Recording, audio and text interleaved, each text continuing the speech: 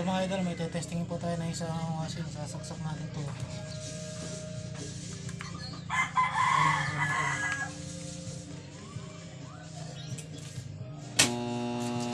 Ayan, buhugong lang siya.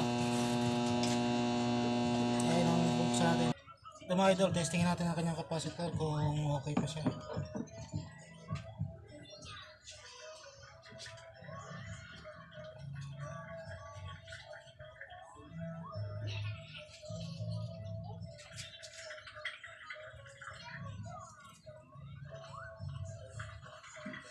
So mga idol, sira ang kanyang capacitor.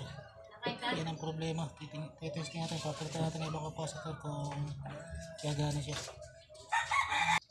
Tinester natin ang kanyang capacitor pero wala siyang polarity. Pero ito okay itong itong isang capacitor nito. Kaya lang 6 to. Testing lang natin. At ito na mga idol, testing na natin kung gagana itong kanyang washing machine. Ayan, gumagana. Kaya ang problema nito mga idol, wala capacitor lang po, hindi problema nito. Ito ang problema niyan.